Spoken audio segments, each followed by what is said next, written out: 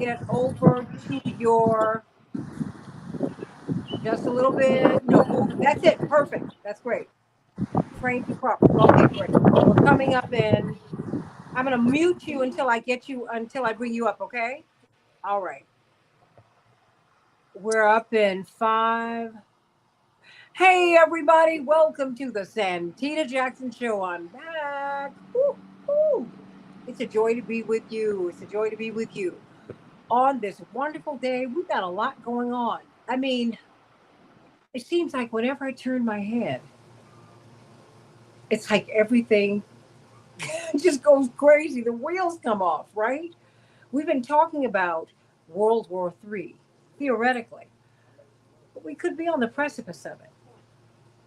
Certainly, we're not praying for that, but now that the United States has publicly entered into the Israel Iran conflict, that is on the table. And we're going to take this apart so that we can look at it and understand what we're looking at. We're going to dedicate a few shows to this because I think that this issue is of such tremendous importance. And the backdrop to this is the ongoing killings of Palestinians. Remember, unlike many of the states, nations that border West Bank and Gaza, Palestine, it is Iran that who've taken it upon themselves to be the fierce defenders of the Palestinians. Think about that. Unlike many of their Arab brethren, I mean, it is Iran who have stood 10 toes down for the Palestinian cause. And some people have speculated that this is part of the reason that Iran has been the subject of so much ire from the United States in particular. But you have to remember also, the United States was humbled by Iran. Oh my goodness, almost half a century ago. It feels like it was just yesterday when the embassy was overtaken in a coup, um, after we had committed a coup against their democratically elected president some 20 odd years before. Think about that. Think about that. And so the hostages were held for a year, and it was shocking to see American power brought to its knees. Shocking.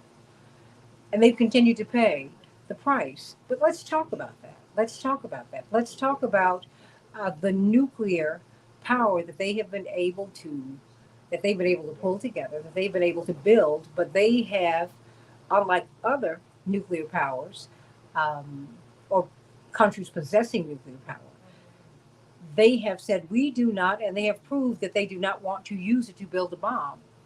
There are many, many uses for nuclear power, and they've said this is why we want to have nuclear power, just as you have nuclear power. But it has always confounded me that Western powers tell the global South what to do with their power, even though they need the resources from the global South to have their nuclear power. It's kind of odd, don't you think? And the only people who've used the bombs have been the Western powers. It's just, and the people who threaten to use a bomb are the Western powers. Think about that, everybody. Think about that. Think about that. We have all known that the United States has been behind the attacks upon by Israel upon Iran. But now it's public. The quiet part is being said out loud. And if you look at the news, it's wall to wall coverage because people know that this is serious. But what you're not hearing is a full perspective. You're really hearing through the American news one perspective, how this impacts Israel. But there's a whole world that has a different take on this. Remember, Iran is part of the BRICS bloc. Think about that, everybody. Last January, Iran signed a strategic agreement with Russia. What does that mean? Because President Putin has said, look, you all have gone too far with this. So, how is this going to work out with the BRICS nations. A couple of the BRICS nations are allied with the West, but the BRICS nations, by and large, are not. So, what will this mean? What does all of this mean? And let's just dial this back. Were you as shocked as I when you were when I was getting ready to just go to bed? Not even go to bed, but just bring it down for the evening, and then I find out this happens. This bombing. Wow. Or should I say these bombings? I want to hear your thoughts. Please meet me on Blue Sky at Santita Jackson at santitajackson.bsky.social, santitajackson.bsky.social, at Santita J on X, at Santita J on X, the Santita Jackson and Friends page, Facebook/Santita Jackson and Friends. Please meet me there. And join Snowman and Andre. Hey, Robert, you're streaming on Facebook.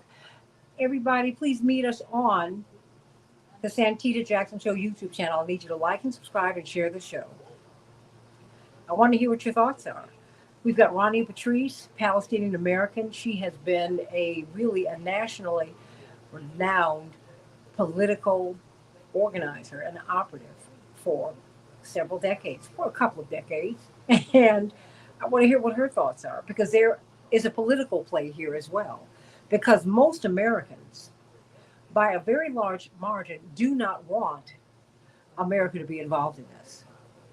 The Cato Institute, Washington Post, all of these polls indicate that the majority, from the plurality to the majority of Americans, do not want America to be involved in this. And you're seeing a cleave in the Republican Party as personified through the thoughts and positions of Marjorie Taylor Greene and Tucker Carlson, and on and on and on. And quite frankly, they match up with a lot of those of us on the so-called left who don't think we need to be in this for a whole lot of reasons. Naima Latif, the female global solution. Everybody, you should go to YouTube and see and also hear this radio and television show. It's on every single day. It's very interesting. It seems that people, your view of this, really, it's your worldview. So I want to know what your thoughts are, everybody. Let me know what your thinking is. Do you think that America is in the mood for a war? Are you aware of the strategic ties between Iran and Russia? Do you know that? Do you know what that means? So we got a lot to talk about. We got a lot to deal with today. That's right. They signed a strategic partnership with Iran in January. And although Russia has a relationship with Israel, Russia has also said, this, we don't like what has happened to Iran. Because remember, what you see Iran doing is retaliating. They're not initiating, they're retaliating. And I have to wonder if things are going as well as the American media purport. Because I would think that if things were going this well for Israel, they would not need America's help. And be very clear, the Iron Dome is not impermeable. And the hospital that was hit, let us also be clear, according to Al Arabiya, the hospital was in the heart of the intelligence community. It was not a hospital like that they've been hitting in Gaza. No, this hospital apparently, according to reports, it was not a direct hit. It's still awful, everybody, but I think we should not mischaracterize what's happening over there, because in war, when you hit a hospital, it is a war crime. It's a direct hit. So you know what? Naima Latif, I'm so glad that you're here with us today, but I'm going to start with Ronnie Patrice, who's driving everybody. So I'm so glad that she has made the time to be with us today, because I think it's important. Ronnie, what do you make of this? Whew. It's, what, the stakes continue to ratchet up. Yeah. I thought October 7th was a lot, but this issue continues to morph and grow from country to country. And we're really feeling it in the United States for a whole lot of reasons. But what do you make of this? I mean, unfortunately, this has been a goal of Israel's, but specifically Benjamin Netanyahu's for decades, to pull the United States into war with Iran. I think we all remember, when President Obama negotiated the deal he negotiated, he kept us out of war. I mean, there's plenty of things to say, domestic things and others, that plenty of things to say as far as the President Obama's administrations, but he kept us out of that war. And that has, like I said, it's just been a goal of Netanyahu specifically and the state of Israel for a very long time. The other thing I will say is, and this is where my frustration with the mainstream media, and I know you share it with me, Santita, is off the charts. I mean, it has been for a very long time, but there are reports of, these 3 sites hit and all these things. There's also reports that actually nothing was hit, that Mm. it was like in the middle of a mountain, it was 90 meters away from anything, blah, blah, blah, all these things.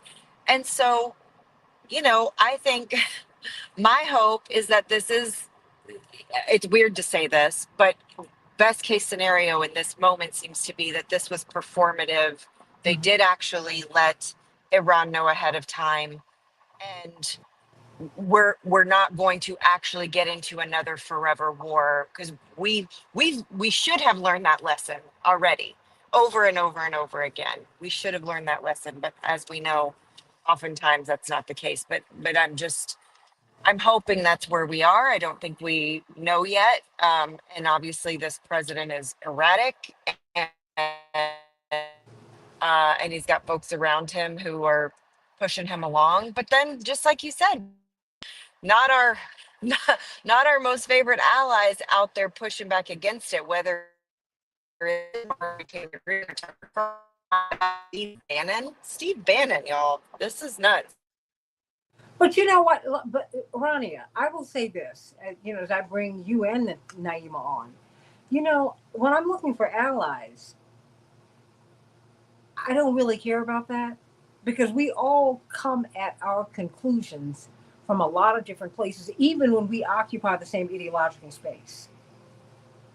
Everybody has a life story, Naima. Everybody. So there's a reason. There are reasons that we have reached the conclusions that we reach. So honestly, there where Tucker Carlson has been on these various issues, I disagree with him, and that's okay. I disagree with some of my thoughts from a couple of years ago. I can't divorce myself, but on this issue, I absolutely agree with him. When he asked Senator Ted Cruz just basic things about Iran, he did not know the population. He did not know the demographics. He didn't know who's there. He said, "You mean to tell me you're going to go to war? You're going to kill these people and you don't even know them? Why are you doing this?" I think that is a question that everyone should ask. Do you know where Iran is? And probably even after that whole scenario of the Iranian hostage crisis and all of that, probably most Americans still don't really know where Iran is. And they don't know the people, they don't know the history, but what we do know is how we have been programmed to have this blanket idea of these people are the enemy, these people are dangerous, we need to attack them, and if the president says we should go to war, then we should just do it. We have been allowing ourselves to be brainwashed and prepped to agree to some egregious actions, and we don't even know the backstory. So one of the reasons why we formed the online network of associated internet radio hosts, acronym On Air, is to have a network of independent journalists who are living in these countries, who can tell us what actually is happening and what the sentiments of the people are. And the people across the board everywhere do not want war. They want peace. They want what's just. They want what's right. And if there has to be some kind of action against the government, and some of the suggestions were, well, maybe you can destabilize systems in a country, destabilize the internet or some Well, such thing, yeah, do boycotts, but it doesn't have to end up in killing all the time in order to get a political advantage. That's what people would prefer. I believe after World War II, after the dropping of the atomic bomb, that should have ended all bombing. We needed to not ever use bombs as a strategy again. This is not hand-to-hand combat where you kill one person at a time. You drop a bomb, you kill cities, you still kill states, you kill nations full of people. So as a humanity, that just simply cannot be an option. And that's how the people feel. But when there are strategic alliances made because of economic interests, a lot of times people don't even know what the real story is, then they can easily be brainwashed into accepting a policy that ultimately could end in annihilation. Now, the good thing is we know that the future is not a fixed thing. There are many timelines we can follow based on the choices that we make. And we know scripturally and everything else, we've seen that timeline where we blow up the planet. That can happen. But we also have the opportunity to create a future of peace. We have both options available based on the decisions that we make. And because we're one world connected globally, and bombs will affect more than just one area. It poisons the air, the water, and everybody ends up ultimately getting sick and dying. Since we know that, the intelligent ones among us know this, then all of us have a responsibility to tell our government absolutely no to war. And those people who are choosing to stay in conflict, they can self-annihilate, but drawing other countries, other nations, particularly nations with nuclear power into it, it puts everybody on the whole planet at risk. And that's what we have to prevent from happening. and the thing is, you do have an opportunity to prevent this from happening. And everybody, you should start calling your representatives right away to let them know, A, that this should be voted on. Because only Congress has the constitutional authority to declare a war. This is an end run, and I have to wonder, Ronnie and Patrice, what this is really about. Because I have seen, at least in my mind, I've seen the president just age just rapidly over the past few months. Because I wonder if he's captain of his ship or captive of it. Mm. Because we talked about this before, Ronnie, during the campaign in 2024. The question is that because his funders have been pushing. I mean, that's just a real thing. Everybody keeps thinking that the president that he is a dictator. He can say whatever he wants. The office is not structured that way. Everybody, It is they will not. not allow you to do that. The last president who really tried to make some really momentous decisions was John Kennedy, when he was trying to move us away from the Federal Reserve, Mhm. when he was questioning uh, people and their desire for nuclear power. I mean, there's just a lot of stuff that he questioned that many people said when he said in his speech at American University of June of 1963 that we were controlled by secret societies and that it was going to be his mission to expose them. He didn't live out the year. Think about Yes. Yes. it. I'm just saying, Rania, talk to me. I mean, well, Naima, were you about to say something? Well, so many of those things that should have been exposed still exist, and we're still being affected by it. And sometimes people get too frightened to speak, especially, I mean, that was an era of assassinations that we experienced. And the result of that, many people have been too traumatized to step forward out of fear of retaliation. But we have to remove the fear because it is time to expose the reality of what's behind the scenes and behind these decisions, and the necessity for us to expose what we know means that we save our future.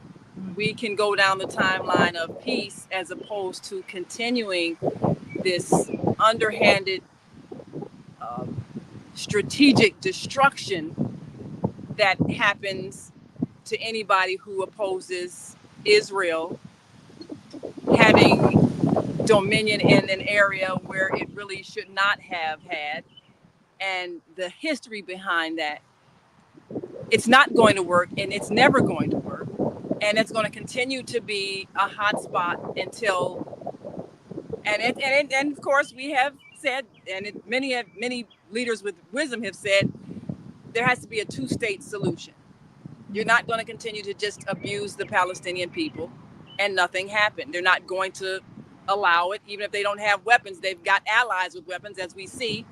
So either we fix that problem or we escalate until it does end up the World War III. That could happen. It could. I mean, Rania Patrice, what do you make of this cleave that we're seeing in the party? I don't know, is that just a little, just go into it just in a greater depth? Because you see Steve Bannon and Marjorie Taylor Greene, et cetera, et al., lined up. I can see them, and I think that Marjorie Taylor Greene and Steve Bannon are pragmatic enough in their politics to look for people to with whom we can stop this war, because I think that they really understand the extent that this is an existential threat to humanity. Naima, I mean, when you look at, and Ronnie will be back, everybody, she's driving between Iowa and Texas, that she wants to be a part of the conversation today, and I'm so grateful that she is. And so we're going to, when she comes back in, we're going to grab her because she's dealing with a signal issue, but she felt that this was important enough for her to participate, and we want her to. One of the things that this it is really concerning to me. This what it is, what we're looking at, Naima. This is an existential threat, but and I think we have to treat it like that. I mean, that is everybody. This is a present threat to all of humanity. I mean, Iran is extremely powerful. They're not as powerful as they could be because of the sanctions that we've imposed. But even then, they are a major player, and they control how much oil we get. If they cut off the Strait of Hormuz, everybody, you're not going to be able to afford gas. Not just in your car, in your home. Naima, let's talk. Well, you know what? I think I got Rania back for a hot second, so let me grab her while we got her. Rania, oh, well, we just lost her again, but we're going to get her back. She'll be back. But I don't think that, but these conversations, I make this space because someone like Rania Patrice should be heard. But right. She's not. Someone like Naima Latif should be heard. But that's what this platform is for. And I think that we have to really, really step back and say, hey, wait a minute. Something is going on here. And do you even know the role that Iran plays in the world? No, you all don't. That's true. And when you mentioned about the oil, let's look at some realities here. If we are at odds with nations that supply crucial supplies to us, then does that make any sense at all? You can't be hostile towards somebody that you need. And Wait a minute. Say that one more time. Hold it. You can't be hostile towards somebody that you need. So it doesn't make any sense to create an environment where the ones that are supplying your oil that you need, gasoline and all the other uses of oil, everything. So how is that going to affect the American economy? We're already going through some challenges. And when we can't operate cooperatively and collectively, then you have industries that collapse. And what happens when that happens? Then you have jobs lost, and then you have people who can't pay their mortgages, and then you have people who end up homeless, and all kinds of things. So it's a domino effect. That's why we first of all need to know where these countries are and understand what role they play in the world. What are we depending upon them for internationally in terms of our trade agreements and all of that, what companies are affected, Mhm. and ultimately, how are the citizens going to be affected? So it's not enough for just to listen to, rah, rah, America, let's go after the bad guys kind of rhetoric. That's very irresponsible at this point. And the people who would have an idea that America should get involved in armed conflict, they're not the ones saying, oh, I'm going to get out there on the front lines and I'm going to get stabbed to death. I'm going to get shot to death. I'm going to be beheaded. That sounds like fun. Let me go and do that. And they're not saying that. So who do they think they're going to go and send into that horror to come back damaged, wounded, with PTSD, more people traumatized? Who are they thinking they're going to send to do that? Well, That's a very irresponsible attitude to have. If you're not volunteering to be the one, then don't send somebody else. And then thank you. And they're not thinking about the families. Yes. Because people have all kinds of opinions, and they see that this was a war that did not have to happen. Let's be very clear.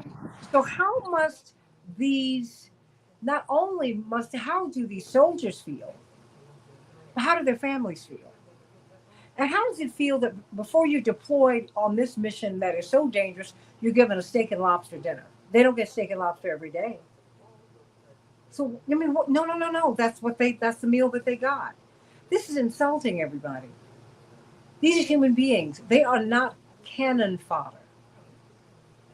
I had on the Keep Hope Alive with Reverend Jesse Jackson radio show this morning, which is my other show on iHeart. She is part of the Santita Jackson Morning Star family. This woman called in, and she's from a military family. And she said, as a child, I just prayed that black car that was coming down the street was not going to stop at my house. The car where the military come to tell you that your loved one has been killed. She said, so, and I still have family there. This is 40,000 people. USA Today said, well, there are about 40,000 reasons we need to think about this. 40,000 human beings. Human beings. How did we get here, everybody? And then I see these people who are surrounding the president, because that's very real, everybody, who are cheering him on. And I think this is where the president really, Naima, is, and we're going to bring, we got Rush Darwish coming up from Arab Americans Forward. Because his personality, his charisma is so great. And I'm not saying you have to like him. I'm saying you've got to admit you're drawn to him. That's charisma. It's a gift of the spirit. My father said that his pain in this case is that he wishes that he used his gift in a way that would lift people up. Right? We're so caught up in his personality that we're not looking at the policy. And we're not looking at the process. We're not looking at the presidency and how it actually works now. Not one person does not call the shots. It does not happen that way. The last person who tried to flex was John Kennedy. You don't flex there. That's not how the office is built, everybody. So I suggest that you look around him and see who's pushing for these policies that he's enacting. Because the mother's milk of American politics is money. That's why the Congress has been bought off. Don't get mad with them. You're not going to be able to hold that seat unless you raise money all the time. And if you're in the House of Representatives, you go in raising money every year because you're running every other year. Now, if you all want something different, you need to push to get dark money out of politics, and you need to push for publicly funded campaigns and end it all. Let me bring up Rush Darwish, my brother beloved from Arab Americans Forward. I've got Naima Latif. You all are both great media people, and so I want to connect you all after the show, Rush, because she's connected to a vast global network, as are you. And I think we need to have these conversations that we're not hearing in corporate media, Rush. I mean, all we're getting right now is what happened in Israel. And don't get me wrong, what's happened in Israel is very painful, because I think that if anyone loses their life or has it taken from them, if you lose your home, I cannot imagine coming home and not having a home. That's a horrible thing for anyone. I don't care whether you like someone or not, whether you agree with their politics or not. It's an awful thing. It's so disorienting, it will almost make you lose your mind. So, what's happening in Israel right now with these rockets that are able to penetrate the Iron Dome, that has some places in Israel looking like Gaza and the West Bank. And be very clear, they are taking some hits. Western media rush, they're not talking about it. So talk to me, what do you see here? Because I have to tell you, last night I was gobsmacked. I said, they did what? They dropped 3 bombs? Are you serious? Rush, what do you make of this? Well, it's conquer. That's the key word here. It is to conquer the Middle East. And sadly, the way that the United States and Donald Trump finally assessed the situation was you have to look at what's transpired in the last 3 months. And this is what we call the truth. Israel has done, sadly, a successful job with, in their mind, of course. Let me be very clear. In their mind, they felt that they have decimated Hamas, and then they went and decimated Hezbollah. You remember the pagers that all exploded? And they were able to take out the top commanders and generals of Hezbollah. Oh, and by the way, in the last 8 weeks, America has now lifted all the sanctions in Syria and now have control over the airspace in Syria, where Bashar al-Assad, who I did not support, but nonetheless, he did not allow airspace to fly over for any missiles or any activities. But since now America lifted the sanctions against Syria, now they have control over Syrian airspace, amongst other things. So now when you add it up with America having what we call major financial relationships with Saudi Arabia, and an Iraq that they fully control, by the way, an Iraq that is very poor, a decimated Iraq, they have full control over Iraq as well. I think the way the United States and Israel looked at it was this was the final piece of the puzzle. And the final piece of the puzzle is now to go after Iran. Now, Santita, what you said is true. As someone like myself who is a humanitarian, my heart always breaks. We never, and no one here ever, if you have a heart, want to see anybody hurt. That's just a fact. But at the same time, the root cause of a situation must always get examined. Tel Aviv, as some missiles are hitting certain areas, this wasn't just by chance. I mean, we must not forget the why. First, Israel attacked first. They're the ones who hit major targets in Iran, inside Iran, killing generals and decimating their command. Let's not forget in Gaza, where over 50,000 Palestinians have been killed and 96% of Gaza land is destroyed. So you will have to forgive me, everyone, for somebody who is a long-term humanitarian, who wants to give and who wants to help. For me to have, it's very difficult for me to have any level of sympathy to some of these buildings that are being destroyed inside of Tel Aviv. First of all, Tel Aviv is occupied land, okay? And secondly, Israel started this war. So forgive me, Santita. Nobody wants war. Nobody wants violence. But if somebody, God forbid, I get into a fight and they're on top of me and they are punching me and literally opening my face open, sorry to be grotesque, but somehow, some way, I managed to get 1 or 2 licks out of the 500 blows to my face, please forgive me if the other person may have a little cut on their lip, but I'm sitting here on my deathbed. So I will not be sympathetic towards the person that is the one that is causing the damage. That's how I'm feeling, Santita. It's really messed up, but I will say today, from a strategic standpoint for the United States, I hate to say it, it is a major, major victory for the United States. This has been 40 years in the making. They have been salivating to go inside Iran and do this.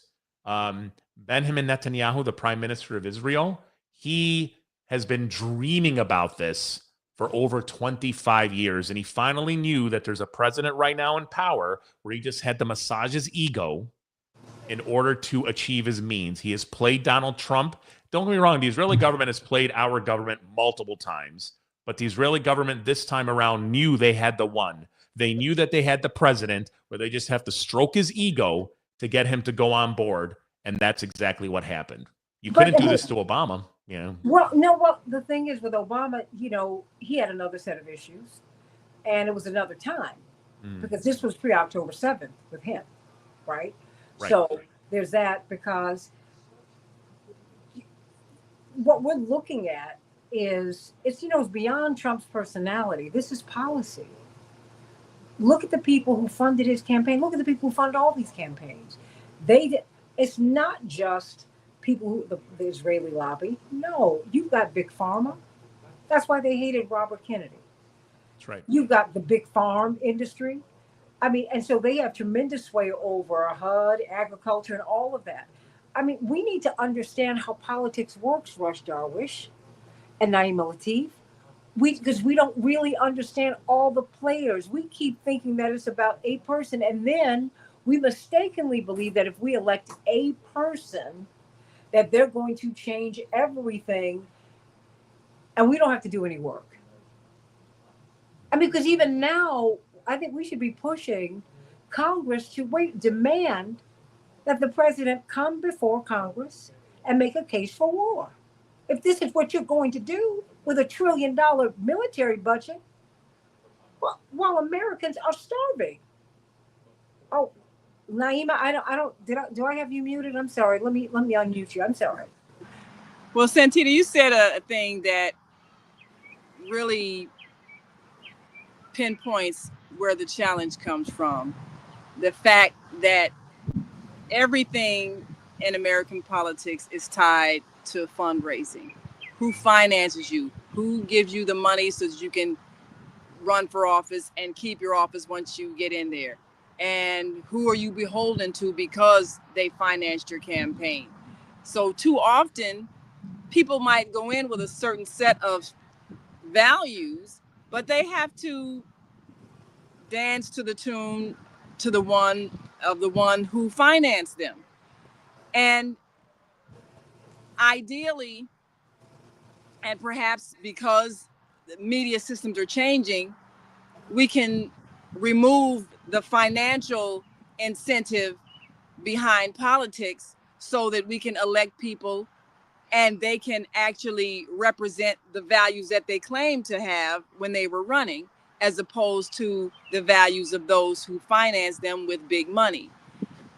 This has to happen. Otherwise, we're going to keep seeing the same thing. Now, you've said people need to talk to their Congress people and urge them in both houses. In both houses. Yeah. We need to do that, but are we listened to if we're not a big donor?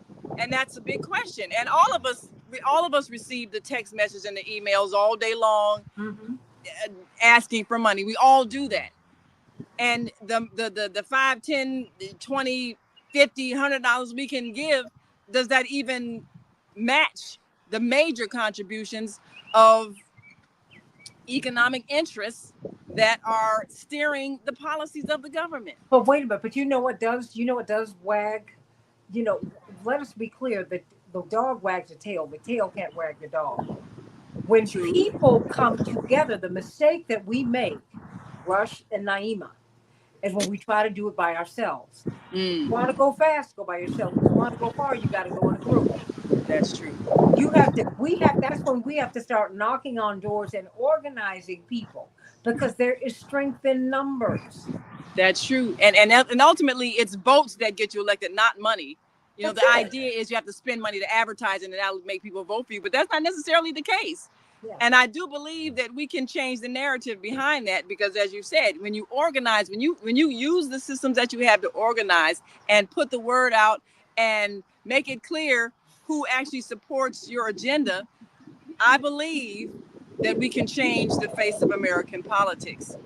But it is going to take an organized effort, and it'll take some knowledge about what's happening in the world. I think we've been very ignorant and therefore easily swayed because we believe everything we hear, and we're quick to swallow propaganda instead of looking where's the money flow, who's benefiting financially, why are they supporting certain policies. We really have to have more sophistication and not stick our head in the sand. We have to be responsible voters. We have to be responsible citizens. We have to be responsible world citizens. We can't not know where a country is, and we can't not know what are our trade policies with certain countries, and we can't not know why certain countries are against America. And we also have to be wise and realistic about when what did you say, what goes around comes around. Oh my God. How traumatized was America after 9/11? How does it feel when there is an act of war that happens on your soil that kills many people?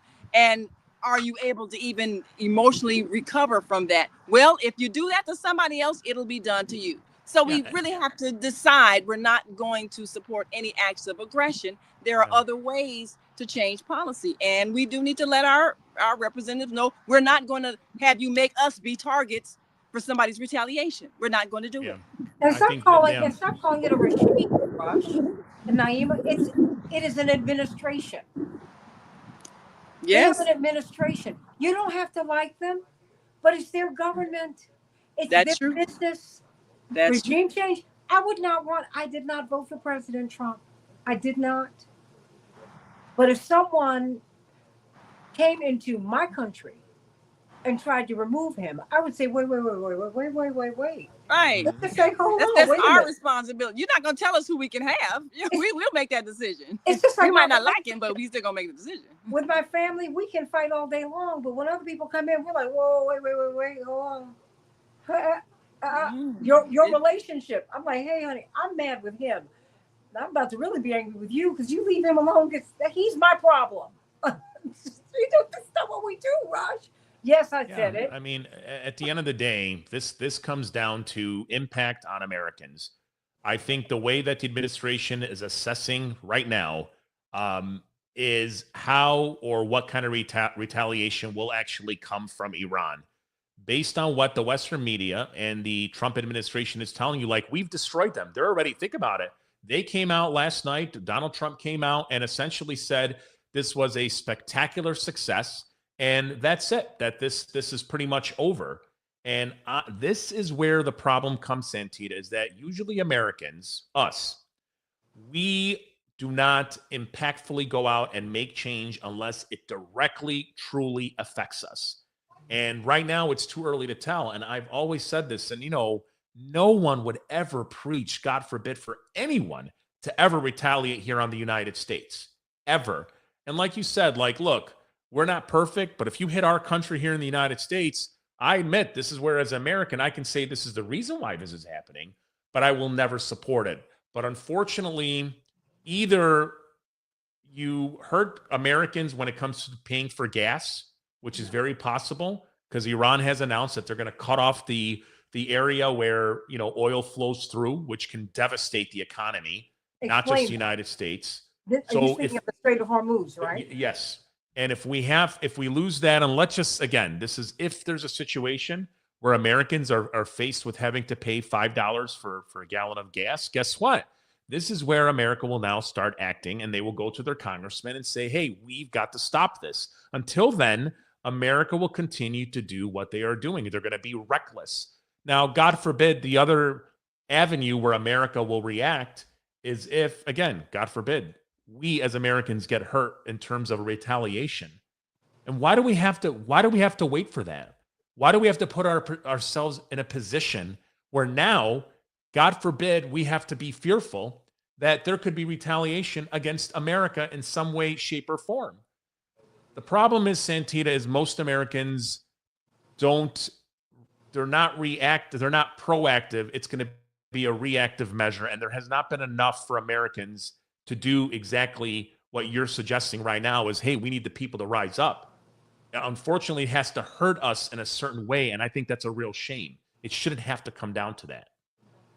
But I feel like that's where we're heading because I don't think we understand. We have to understand that there are other people and other peoples in the world who really matter. Everybody matters. Everybody's necessary. I don't think that we really understand the critical role that Iran plays in our lives, Rush. We have no idea how much power they have. And quite frankly, you don't have to like their administration, their presidential administration. But guess what? It's their administration, and it is up to the Iranian people to deal with them as they wish. Like it's up to us every 4 years to put a president in, put him out. Every 2 years to put other elected officials in or out. That's on us. But what we're looking at right now, Rush, I don't think we really understand. It's not just $5. It's $7 a gallon. It's 10. If they shut that off, oh my gosh, I don't know what that's going to mean. Not to mention the fact, Rush, we don't know. We're just taking for granted, Rush and Naima. We're taking everyone's word. It's like we're becoming stenographers ourselves. The news has they've just given us something that they've read. I've not seen any investigation. I don't know what they hit. We really, Rush and Naima, we're really functioning with an information deficit. We don't know. The Iranians have known that we've wanted to attack them for a long time. Who knows where their nuclear sites are? I mean, how do we really know? I'm not just putting it out there, everybody. I'm saying that there are so many moving parts here. And to see these people, to me, Rush and Naima, it has been so irresponsible to see these people with big jobs. I'll give it like that. The people who run our government. To see them almost gleeful. I said, number one, in war, somebody's going to die. Somebody gets killed. That's not something that should excite you. You're dropping bombs. That's traumatizing to people. What are you doing?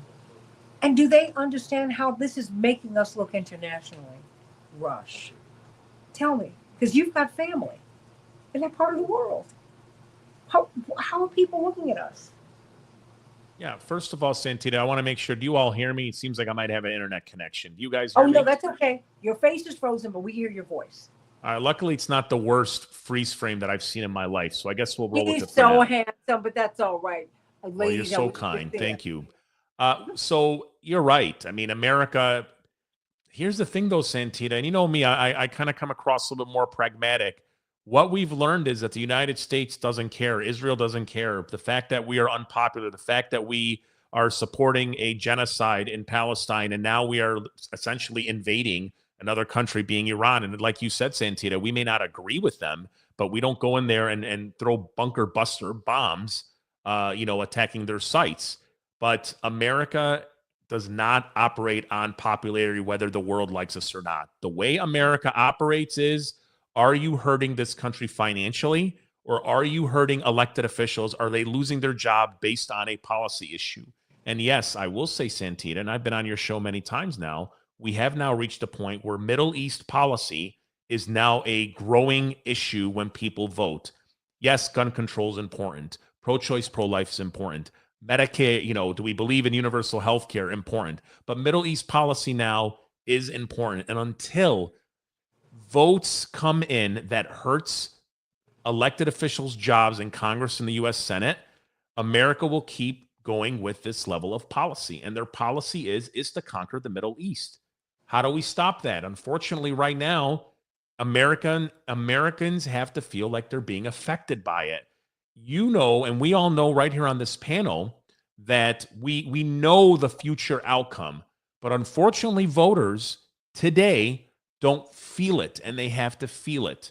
And what I hope for, it's more from an economic standpoint than a situation of violence. But I will tell you, Santita, this country, our government can give a rip what anyone thinks, because they're the superpower. They've got all the cards in their hands, and they will only care if somehow they feel that's being threatened. And that's it. It's really that simple. But the tragedy is life doesn't work like that. No. I mean, you really, Naima, no one, it is so dangerous to underestimate anyone. Absolutely. And we should not underestimate any nation that is against American policy. And I think it's important to differentiate between an administration that is currently in position of authority and the will of the people. And there is a difference. That's why it's good when we have these mass demonstrations that go all over the internet and all over the world, and people can see that the will of the people is pro-peace and anti-war. That needs to be the message that we, the population, continue to spread and continue to share globally, so that it's clear we're not a reflection of the administration's policies. The people, by and large, do not want to see this escalate into the violent war situation that we have had in the past. We do not want it to escalate into acts of retaliation. We do not want to see innocent lives, and all lives in war are innocent, because we're not the ones that are making the policies that start the war. So no one wants to see innocent lives lost. No one wants to see the ongoing conflict that continues to create tragedy. And there are more people around the world that are in support of the Palestinians. So we should not be cavalier about the fact that there are those that are angry at America's stance, because we have seen there are nations who will create the means to retaliate against a population that's not the policymakers. That's what war does. It causes people who are not involved in the conflict to die. And we cannot have that. So we need to keep putting that message out. We're against this. We're against this policy. We're against this war. We're against the abuse of the Palestinian people. And the next step, as you've said, Santita, is that we organize our votes accordingly. And as you said, Rush, when it comes to making it clear that this is a position, this is an issue that is going to decide who gets in office.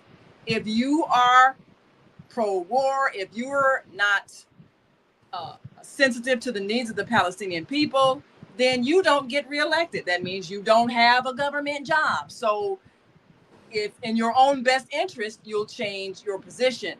I think that's the power that we have, that, as you said, Santita, we keep forgetting that we do have it, and we should use it and organize to use it. And to add something to what Naima is saying, is that there is a small tide that is developing, and it's not large, but enough for us to start paying attention to.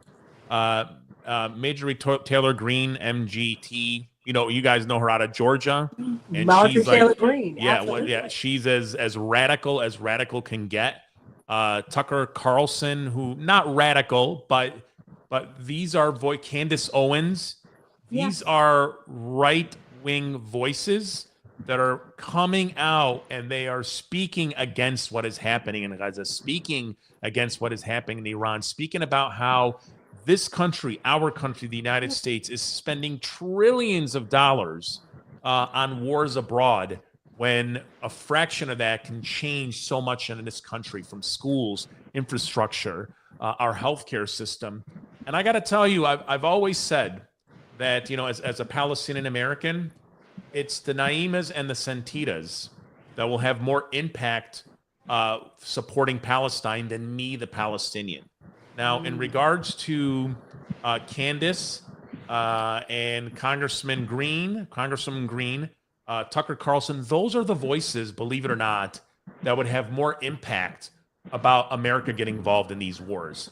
And they're coming out on flat out condemning, why are we giving money to Israel? What we need it coming from them. That is where it begins. As much, I'm not saying that our voice doesn't matter. I'm not saying it does matter, but it's boy, oh boy, you need those kind of folks, and more of them, to be making those kind of very direct statements. Did you guys watch the Tucker Carlson interview with Senator Cruz? Yes. I mean, but here's the crazy part, guys. I mean, he ripped them into shreds. You cannot dispute that. But guess what? I guarantee you, if you follow Ted Cruz's donations after that interview, he probably raised thousands of dollars after that. Wow. And I know, Naima, you might be like, how could this be?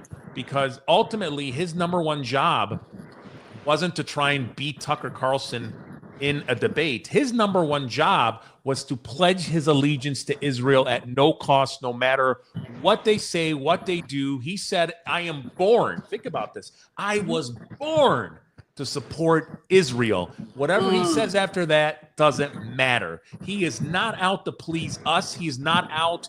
He is out to talk directly to that evangelical base. Yeah. He is out talking to that APAC base. So for him, as much as we think, I'm sorry to say this bluntly, the guy's a moron, but to 50% of the other side, they are thinking, thank you for standing up for what's right. Let me write you a check. He wasn't talking to us that day, just so you know. He wasn't. I'm clear. The only thing is, though, as we go, because I've got to close out and go to this next hour, they don't have the numbers, they have the money. Yes. Most Americans don't support this. And I think that if we understand that, we know that we're winning. We have never been in this position before with respect to the thoughts on Middle Eastern policy.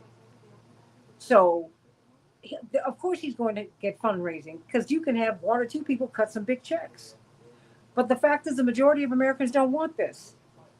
So he didn't really win. True. He got some money. He got money. And that's it. And so I'm done with it. Yeah, I'm saying, and he's vulnerable, Santita. Just so you know, he's had some nail biters in Texas. So, Absolutely. you know, Santita, that's actually where I would say the African American vote in Texas. Yeah. That's where, if they were more like fully engaged, the Black and brown communities in Texas. It's what do they say? It's a blue state that don't vote. The fact is, the greatest concentration of African Americans in the United States is now in Texas. It's not in Mississippi. It's not in Alabama. It's in Texas. But the fact is, you got to deliver to black people in order for them to vote for you, and that's just that's reality, you know. So, and we're all going to have to understand that coalition politics is what wins. We need each other. So I need to show up. What is the pulse right now, Santita, in the African American community? I know Rainbow Push has had multiple meetings. Where has this ranked in their decision making about what's happening in Middle East? What's your take? What are you feeling? It's too new. Now that because the Palestinian cause is something that African Americans have absolutely sympathized with. That having been said, now that we're looking at a war, because it's black and brown people and some poor white people who are the 40,000 servicemen and women who are in that area immediately. Mm-hmm. I promise you, when gas prices go up, when people's loved ones start coming home either physically incapacitated or no longer on this earthly plane, we're absolutely right. Things will change, and I hate for it to go there, but that's when it will be real for all of us. Yeah. I'm going to give you the last minute before I go. Well, I'm going to say this, Santita. We are living right now in a highly sensitive situation. You have the Western media that is telling us that they have officially destroyed Iran. That was the message yesterday. Oh, yeah. And I am now going to wait. This is a wait and see approach. Again, this sounds awful to even say these words, but we have to see, rockets were launched last night. Does Iran still actually have something in the tank to show that they have the ability to retaliate? Unfortunately, this is what is going to determine what happens next. I think the way that the Trump administration have evaluated this is that we have destroyed Iran, and we're going to now be able to control the oil, and we're going to be able to control some of the economy that happens around the oil as they did in Iraq. But I will say this, God forbid, Santita, if somehow a missile hits one of our ships, if we start losing some soldiers, that is when public opinion needs to change. And as I said, the way the government works here in the United States, they don't care if they like you or hate you. It's, can I make money? But if you're going to affect, you better affect me if you want me to change my mind. It's sad it has to be that way. And that's something you and I, Santita, and many of us who think this is a horrible, horrible mistake, what America did, now we have to wait and see if that's truly the case. Rush Darwish, everybody. Well, you know what? They told us that Iran is finished. We don't know if that is true. Exactly. So, again, that's why you need a free uh, media because we don't know what's happening. Sending you so much love. Arab Americans forward. Rush Darwish. Everybody, call your representatives because if they're going to have a war, they need to make an argument for it, and then it needs to be voted on, and they need to declare it. Otherwise, this madness needs to stop. Much love. The Santita Jackson Show, AM 950 Radio, the voice of progressive Minnesota.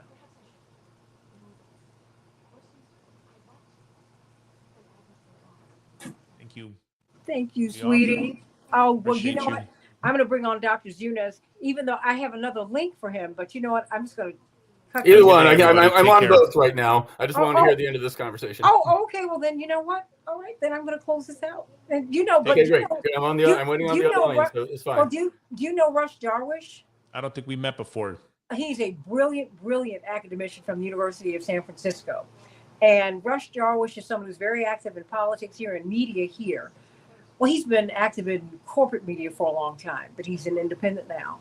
And I'd love for you all to meet because I think you would benefit from knowing one another. You know. Absolutely. Stephen, it's a pleasure to meet you. And I hope, there's a path for us to connect soon. Sure. Oh. Yeah. I'll connect you all by text if you don't mind. Yeah, please do. Anytime. That'd be great. Thanks, Stephen. You take care. You guys enjoy the rest of the show. Sending you much love. All right. Bye-bye. Bye-bye. All right. Okay. I'm going to cut this off. I'll And see you on the other channel. Absolutely.